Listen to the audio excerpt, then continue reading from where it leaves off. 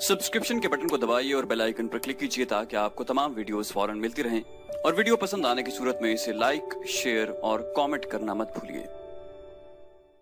गाड़ी जालंधर के railway station से आगे निकल आई थी। अब अमृतसर का स्टेशन आ रहा था। मुझे अमृतसर के स्टेशन पर ही उतरना था। जिस डिब्बे में मैं बैठा था वो हिंदू सिख मुसाफिरों से भरा हुआ था।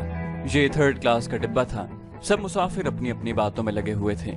सिर्फ एक मुसाफिर इस डिब्बे में ऐसा था जो थोड़ी थोड़ी देर बाद मुझे घूर कर देख लेता था। ये आदमी सिख नहीं था। अगर सिख नहीं था तो जाहिर है हिंदू होगा, क्योंकि पाकिस्तान बन जाने के बाद मशरकी पंजाब में एक भी मुसलमान नहीं रहा था। उस आदमी की उम्र 50-55 के करीब होगी। सर के बाल सफेद हो रहे थे। आंखों पर मोटे शीशों की ऐनक लगी थी। खद्दर का मैला सा तंग पजामा पहना हुआ था। खद्दर के कुर्ते के ऊपर सदरी पहन रखी थी। सदरी के ऊपर जेब के साथ इंडियन पेन लगा था। निचली जेब में रखी पॉकेट बुक का ऊपर वाला हिस्सा साफ नजर आ रहा था। यह हिंदू यकीनन इंडिया की खुफिया पुलिस यानी CID का आदमी था। शायद वो दिल्ली से ट्रेन में मेरा पीछा कर रहा था, क्योंकि मुझे याद है जब जालंधर के स्टेशन पर गाड़ी रुकी थी तो मैं प्लेटफॉर्म वाली खिड़की से सर बाहर निकाले देख रहा था। इस आदमी को मैंने ट्रेन के एक डिब्बे से निकलकर अपने डिब्बे की तरफ आते देखा था। इसका साफ मतलब था कि वो दिल्ली से मेरे पीछे लगा हुआ था।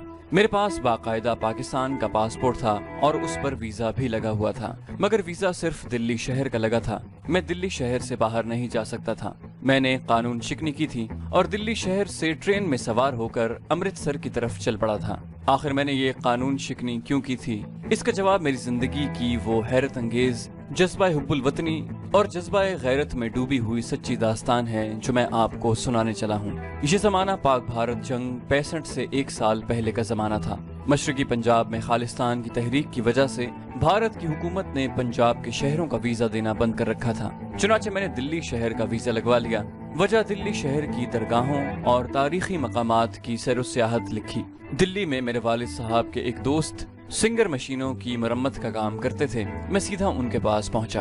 भारतीय बॉर्डर की चेक पोस्ट वालों को मैंने वालिद के उस दोस्त का नाम और एड्रेस गलत लिखवाया था। उसकी वजह यह थी कि मैं दिल्ली की सैर सियाहत के लिए भारत में दाखिल नहीं हुआ था। मेरा एक खास मिशन था और मुझे दिल्ली से बगैर वीजे के अमृतसर जाना था। और ये भी नहीं मालूम था कि मुझे कितने दिन कितने महीने गैर कानूनी तौर पर इंडिया में रहना होगा। मेरा मिशन एक मुकद्दस मिशन था। ये मिशन क्या था ये आपको आगे चलकर खुद ब खुद मालूम हो जाएगा। मैं नहीं चाहता था मेरे वक्त मुकर्ररा पर भारत से पाकिस्तान वापस न जाने की सूरत में पुलिस मेरे वालिद के दोस्त को गिरफ्तार करे या उन्हें तंग करे। मेरे वालिद साहब के उस दोस्त का नाम जहीरुद्दीन था और चांदनी चौक में उसकी एक छोटी सी दुकान थी जहां वो सिलाई मशीनों की मुरम्मत का काम करते थे। उसको मैंने बिल्कुल न बताया कि मैं असल में किस मिशन के लिए भारत आया हूँ। उसे बताने की जरूरत भी नहीं थी। उस शरीफ आदमी के पास मैं 2 दिन रहा और पंजाब और इंडिया के बारे में काफी मालूमात हासिल करता रहा, क्योंकि इससे पहले मैंने अमृतसर, वीर का बटाला और गुरदासपुर के सिवा इंडिया का कोई इलाका कभी नहीं देखा था। जब पाकिस्तान बना था तो उस वक्त मेरी उम्र यही कोई 12-13 बरस होगी और मैं अपने कस्बे मुजेठ के एक हाई स्कूल में पढ़ रहा था। मेरी वालिदा की वफात हो चुकी थी। मेरी सिर्फ एक छोटी बहन थी। वालिद साहब ने दूसरी शादी नहीं की थी। उन्होंने हम दोनों बहन भाइयों को पढ़ा लिखा कर इस काबिल बनाया और हमें बाप के साथ साथ वालिदा की भी शफकत अता करना अपनी जिंदगी का मकसद बना लिया था। जब पाकिस्तान बन गया और मशरकी पाकिस्तान में मुसलमानों का कत्लेआम शुरू हो गया तो हम भी एक काफिले में शामिल होकर मुजेठ से निकल पड़े। पाकिस्तान पहुंचने से पहले हम पर क्या बीती ये मेरी सच्ची दास्तान की असल बुनियाद है जो मैं आपको जरा आगे चलकर बताऊंगा। अभी मैं सिर्फ ये बताना चाहूंगा कि पाकिस्तान आने के बाद मैं दोबारा कभी इंडिया नहीं गया था। अब मैं वापस अपने वालिद साहब के दोस्त जहीरुद्दीन के पास आता हूँ, जिससे मैंने रेलगाड़ियों के औकात वगैरह के बारे में मालूम किया। मेरे पास इतनी ही इंडियन करेंसी थी जितनी करेंसी की कानूनी तौर पर मुझे इजाजत थी। मेरा मिशन ऐसा था कि मुझे दिल्ली से निकलने के बाद अपनी तमाम जरूरियात जायज और नाजायज तरीकों से ही खुद पूरी करनी थी। उस वक्त मैं 24-25 साल का सेहतमंद भरपूर जवान था। मैंने जानबूझकर शलवार कमीज नहीं पहनी थी, क्योंकि ये उस जमाने में भी मुसलमानों का लिबास समझा जाता था, अगरचे अभी ये हमारा कौमी लिबास नहीं बना था। मैं लाहौर से ही पुरानी मगर मजबूत कपड़े की बनी हुई विलायती जीन्स टाइप की पतलून और उसी रंग की मुटियाली सी जैकेट पहनकर चला था। पाँव में जॉगर शूज पहन रखे थे। दिल्ली में आकर मैंने देखा कि वहाँ भी नौजवानों में इस किस्म का हिप्पी टाइप का रफ टफ लिबास बड़ा मकबूल था। इस लिबास से ये बिल्कुल नहीं पता चलता था कि ये आदमी मुसलमान है या हिंदू। जहीरुद्दीन के घर में 2 दिन रहने के बाद मैंने एक रोज उन्हें कहा कि मैं जामे मस्जिद देखने जा रहा हूँ। वहाँ से मैं सीधा दिल्ली के रेलवे स्टेशन पर आ गया। मैंने पहले से मालूम कर लिया था कि अमृतसर जालंधर की तरफ गाड़ी किस वक्त चलती है। मैंने स्टेशन पर आकर अमृतसर का टिकट लिया और प्लेटफॉर्म पर आकर बैठ गया। जब गाड़ी प्लेटफॉर्म पर लगी तो मैं भी दूसरे मुसाफिरों के साथ 3rd क्लास के एक डिब्बे में बैठ गया। ये मौसम ऐसा था जिसको हमारे पंजाब में खुश बहार का मौसम कहते हैं, यानी मार्च के महीने का मौसम। मैं पाकिस्तान में ही था तो 1-2 बारिशें भी हो गई थीं, जिससे मौसम में खुनकी आ गई थी। दिल्ली में भी मौसम खुशगवार था। गाड़ी अमृतसर की तरफ चल पड़ी। दिल्ली के बारे में मैंने सुना था और स्कूल की किताबों में पढ़ा भी था कि वहाँ मुसलमान बादशाहों ने कई साल तक हुकूमत की है और वहाँ मुसलमानों की बड़ी यादगार इमारतें, महल और किले हैं। मगर मैंने सिवाय जामे मस्जिद के और कुछ न देखा। मेरा मिशन ऐसा था कि मेरा ध्यान अपने आबाओ अजदाद की तारीखी इमारतों की तरफ जा ही नहीं सकता था। जामे मस्जिद में भी मैं एक दिन नमाज पढ़ने चला गया था। मैं कोई नमाजी परहेजगार नौजवान नहीं था। पाकिस्तान में भी कभी कभार ही नमाज पढ़ लेता था, मगर दिल्ली की जामे मस्जिद में मैं खुदा के हुजूर सजदरेज होकर अपने मिशन की कामयाबी के लिए जरूर दुआ मांगना चाहता था। जब वहाँ गया तो नमाज का वक्त हो गया था। नमाजी वक्त से पहले मौजूद थे। मैं भी वुजू करके उनके पीछे बैठ गया। नमाज के बाद हाथ फैलाकर आंखें बंद करके अल्लाह के हुजूर गिड़गिड़ा कर दुआ मांगी कि वो मुझे मेरे मिशन में कामयाब करे और मुझे इतनी तौफीक दे कि मैं अपने मरहूम बाप की रूह को सुकून पहुंचा सकूं। मैं जामे मस्जिद की अजमत और शान और शौकत देखकर हैरान जरूर हुआ था और सोचने लगा था कि इतनी अजीमुशान मस्जिद बनाने वाले मुसलमान इसे हिंदुओं के रहमो करम पर छोड़कर क्यों चले गए, क्योंकि मैंने दिल्ली में देखा था कि मुसलमानों की हालत हिंदुओं के मुकाबले में इतनी अच्छी नहीं थी। गाड़ी अमृतसर की तरफ दौड़ी चली जा रही थी। एक्सप्रेस ट्रेन थी, उसका नाम मुझे याद नहीं रहा। इसकी रफ्तार काफी तेज थी और वो छोटे छोटे स्टेशन छोड़ती जा रही थी। पाकिस्तानी पासपोर्ट मेरी जेब में था और उस पर सिर्फ दिल्ली का वीजा लगा हुआ था। अगर पुलिस का कोई आदमी मेरी चेकिंग करता तो मुझे गिरफ्तार कर सकता था, क्योंकि मैं वीजे के बगैर मशरकी पंजाब के शहरों की तरफ जा रहा था। कई बड़े शहरों के स्टेशन आए। गाड़ी वहाँ थोड़ी देर के लिए रुकती और फिर आगे रवाना हो जाती। इस तरह सफर करते करते गाड़ी पंजाब में दाखिल हो गई। लुधियाना आया और गुजर गया। फिर जालंधर के स्टेशन पर गाड़ी रुकी। मुझे दिल्ली से चलते वक्त ही इस बात का धड़का लगा था कि कहीं कोई खुफिया पुलिस का आदमी मेरे पीछे न लगा हो। जालंधर सिखों का शहर था। प्लेटफॉर्म पर तकरीबन सभी सिख ही सिख नजर आए। मैं खिड़की के साथ बैठा बाहर देख रहा था। मैंने एक उधेड़ उम्र हिंदू को देखा कि पिछले किसी डिब्बे से निकला और हमारे डिब्बे में दाखिल हो गया। मैंने कोई ख्याल न किया, लेकिन जब गाड़ी चली तो मैंने महसूस किया कि वो मेरी तरफ थोड़ी थोड़ी देर बाद घूर कर देख लेता। ये वही हिंदू था जो अब भी मेरे डिब्बे में दूसरे मुसाफिरों के साथ कोने में बैठा किसी वक्त मुझे मशकूक निगाहों से देखने लगता था और जिसका जिक्र मैं अपनी दास्तान के शुरू में कर चुका हूँ। जब मेरे दिल में ख्याल पुख्ता हो गया कि ये शख्स जरूर खुफिया पुलिस का आदमी है, तो पहला रद्द अमल मुझ पर यह हुआ कि मेरे बदन में खौफ की एक लहर दौड़ गई। मैं पाकिस्तान में नहीं था, अपने मुल्क में नहीं था, बल्कि दुश्मन मुल्क में था। हिंदू सिखों के मुल्क में था, जहाँ के मुसलमान शहरियों की कोई इज्जत आबरू नहीं थी। पाकिस्तानी मुसलमानों की जानो माल के तहफ़्फ़ुज़ का तो कोई सवाल ही पैदा नहीं होता था। वीजा पासपोर्ट रखने के बावजूद भारतीय पुलिस जिस पाकिस्तानी मुसलमान को चाहे पकड़कर थाने ले जा सकती थी। मैंने कई ऐसे वाकयात सुने थे कि भारतीय पुलिस किसी पाकिस्तानी मुसलमान को दिल्ली, बम्बई या किसी दूसरे शहर में यूं ही पकड़कर थाने ले गई और फिर उसका कुछ पता न चला कि वो कहाँ गायब हो गया। आमतौर पर भारतीय पुलिस ऐसे पाकिस्तानियों पर जासूसी का इल्जाम लगाकर उन्हें जेल में बंद कर देती और उन पर इस कदर तशद्दुद किया जाता कि वो जेल में ही सिसक सिसक कर मर जाते। यही वजह थी कि जब मुझे यकीन सा हो गया कि ये उधेड़ उम्र का नेहरू कट सदरी वाला हिंदू CID का आदमी है और वो मेरे पीछे लगा हुआ है, तो मेरे जिस्म में खौफ की लहर दौड़ गई। ये मेरा पहला रद्द अमल था। इसके साथ ही मैंने अपना ध्यान अपने खुदा की तरफ और फिर अपने मिशन की तरफ कर लिया। मेरा आधा खौफ दूर हो गया, क्योंकि मैं जान की बाजी लगाकर पाकिस्तान से अपने मिशन की तकमील के लिए निकला था और दिल में ये अहद करके निकला था कि अपने मिशन की तकमील से पहले मुझे मरना नहीं है, और अगर मरने का वक्त आ गया तो 6-7 काफिरों को मारकर मरूंगा। खुदा जुलजलाल और उसके नबी पाक सल्लल्लाहु अलैहि वसल्लम पर यकीन कामिल ने मुझे हौसला दिया और मेरे दिल से खौफ बिल्कुल निकल गया। अब मैं उस खुफिया पुलिस वाले हिंदू से बच निकलने की तरकीबों पर गौर करने लगा। इतना मुझे मालूम था कि ये शख्स अचानक मुझे नहीं पकड़ेगा, क्योंकि ऐसा वो जब चाहे कर सकता था। उसका अपना मुल्क था, अपनी हुकूमत और उसकी अपनी पुलिस थी जो ट्रेन के साथ भी सफर कर रही थी। उसके अपने हिंदू सिख लोग थे। अगर वो मुझे पकड़कर सिर्फ ये ऐलान कर दे कि मैं पुलिस का आदमी हूँ और ये लड़का पाकिस्तान का जासूस है, तो डिब्बे के सारे मुसाफिर न सिर्फ ये कि उसके साथ हो जाएंगे बल्कि मुझ पर हमला भी कर देंगे। लेकिन अभी तक उसने मुझ पर हाथ नहीं डाला था। असल में वो मेरी निगरानी कर रहा था और ये मालूम करना चाहता था कि मैं वीजे के बगैर अमृतसर की तरफ कहाँ जा रहा हूँ, किससे मिलने जा रहा हूँ और मेरे साथी जासूस कहाँ कहाँ पर हैं। वो ये भी नहीं चाहता था कि मुझे इस पर खुफिया पुलिस के आदमी होने का जरा सा भी शक हो। मगर उसकी बार बार मेरी तरफ घूर घूर कर देखने से मुझे न सिर्फ उस पर शक हुआ था बल्कि यकीन हो गया था कि ये CID का आदमी है, जो बाद में सच साबित हुआ। उस वक्त दिन ढल रहा था। गाड़ी की दोनों जानिब दूर दूर तक फैले हुए खेतों में दिन की रोशनी मांद पड़ती जा रही थी।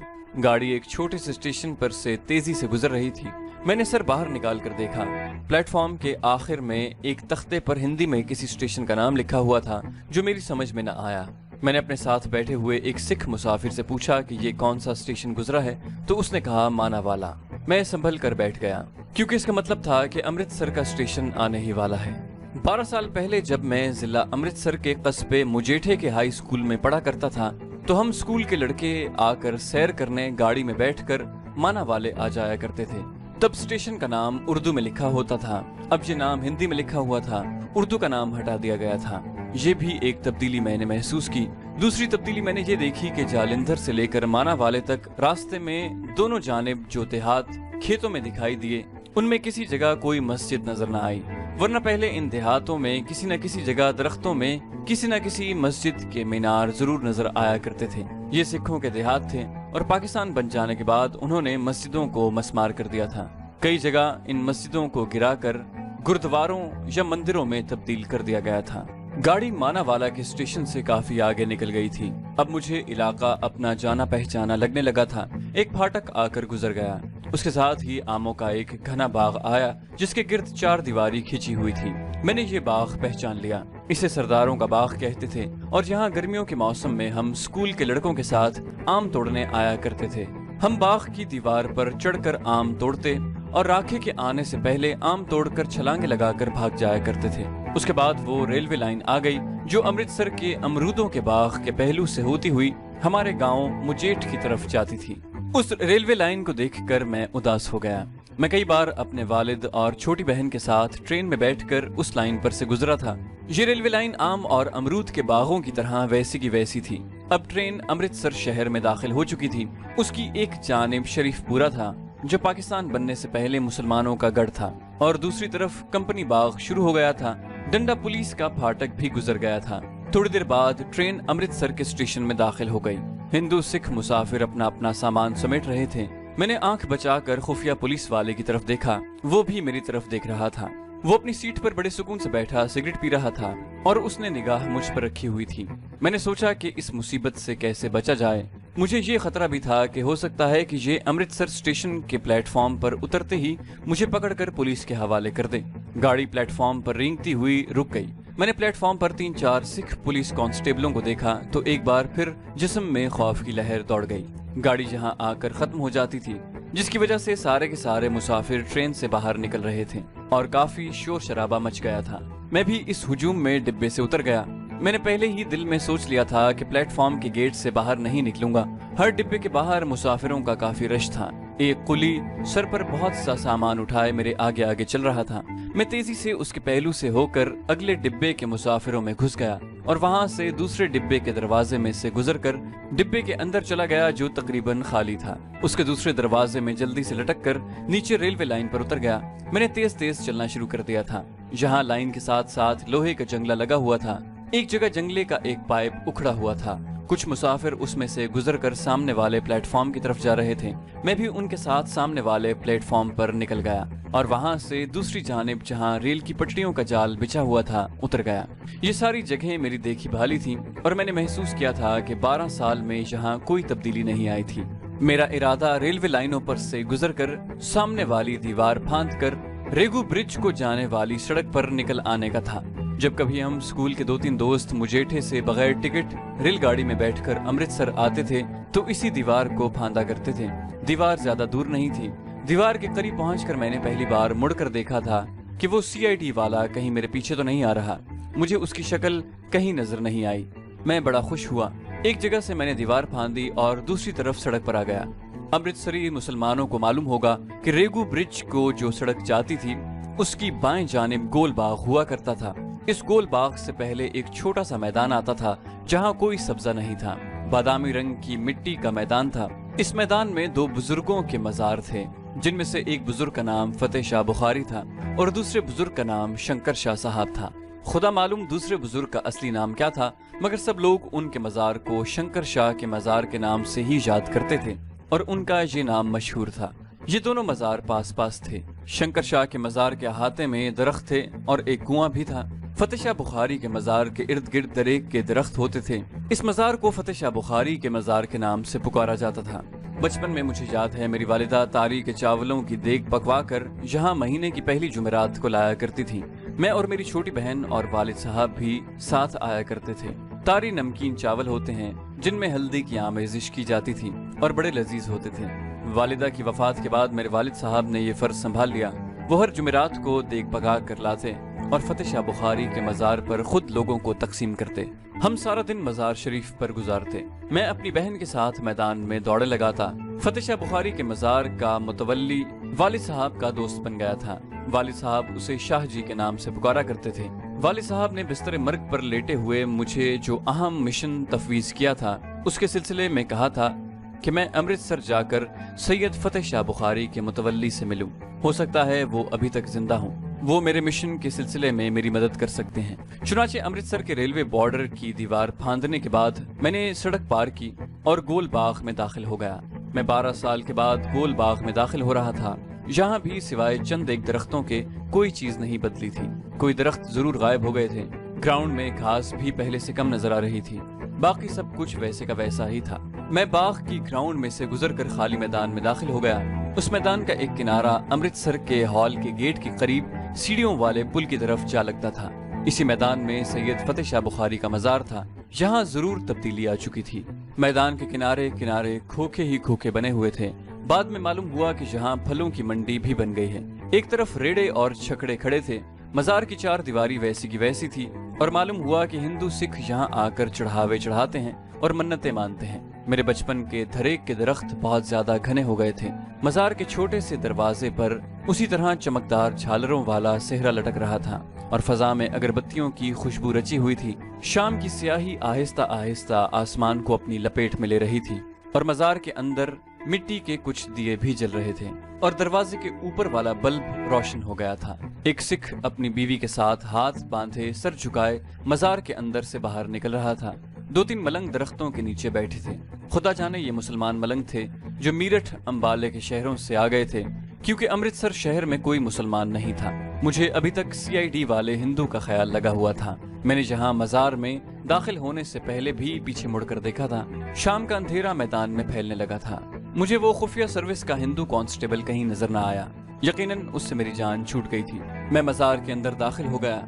एक तरफ खड़े होकर दुआए फातिहा पढ़ी और फिर बाएं जानिब एक कोठरी बनी हुई थी, उस तरफ गौर से देखा। कोठरी के अंदर बिजली का बल्ब रोशन था। एक बूढ़ा आदमी जिसने सब्ज रंग के कपड़े पहने थे और सफेद दाढ़ी थी, कोठरी के बाहर एक तरफ बैठा कुछ पढ़ रहा था। मैंने करीब जाकर सलाम किया तो उस आदमी ने आंखें खोल दी और किसी कदर ताज्जुब से मुझे देखने लगा। कहाँ से आए हो यहाँ? उसकी उर्दू खालिस अहले जबान वालों की उर्दू लगती थी। मैंने कहा दिल्ली से आया हूँ, शाह साहब से मिलना है। मैंने शाह साहब का नाम लिया जो मुझे वालिद साहब ने बता दिया था। उस शख्स ने कोठरी की तरफ इशारा किया, अंदर चले जाओ। कोठरी का दरवाजा छोटा सा था और खुला था। मैंने जूते बाहर उतारे और अंदर दाखिल हो गया। एक बुजुर्ग सूरत सब्ज पोश आदमी गाँव तकिए से टेक लगाए बड़े सुकून के आलम में बैठा था। आंखें थोड़ी बंद थी, थोड़ी खुली थी। हाथ में तस्बीह थी, मुंह में कुछ पढ़ रहा था। उंगलियां तस्बीह के दानों पर चल रही थी। मैं सलाम करके अदब से एक तरफ बैठ गया। बुजुर्ग ने नीम व आंखों से मुझ पर एक निगाह डाली, वालेकुम अस्सलाम कहा और फिर अपनी कैफियत में डूब गए। कोठरी में हम दोनों के सिवा और कोई नहीं था। मौका बड़ा मुनासिब था। मैं बात शुरू करने ही वाला था कि बुजुर्ग ने फरमाया, भाई कहाँ से आए हो? पहले तुम्हें यहाँ कभी नहीं देखा। मैंने फतेह शाह बुखारी के मुतवल्ली का नाम लेकर कहा कि मुझे शाह साहब से मिलना है, मैं दिल्ली से आया हूँ। मैंने अभी उन्हें बिल्कुल न बताया कि मैं पाकिस्तान से आया हूँ। बुजुर्ग ने आंखें खोलकर मेरी तरफ देखा और कहा, बरखुरदार, शाह साहब को इंतकाल फरमाए तो 7 बरस हो गए हैं। मुझे बताओ मैं क्या खिदमत कर सकता हूँ। मैं उनका छोटा भाई हूँ। मुझे सैयद गुलाम अली शाह कहते हैं। मैं सोच में पड़ गया कि उन पर अपने दिल का राज अफशा करना मुनासिब रहेगा या नहीं। मैं अभी सोच ही रहा था कि बाहर कुछ शोर-गुल की आवाजें बुलंद हुई। सैयद साहब ने कड़कदार आवाज में पूछा, ये बाहर क्या हो रहा है हैदर अली? मजार का एक मुलाजिम घबराया हुआ अंदर दाखिल हुआ। शाह जी, बाहर पुलिस आई है, थानेदार भी साथ है, कहता है यहाँ कोई पाकिस्तान का जासूस छुपा है। मैं फौरन समझ गया कि वो CID वाला हिंदू जो जालिंधर या शायद दिल्ली से मेरे पीछे लगा हुआ था, वो पुलिस लेकर मुझे गिरफ्तार करने आ गया है।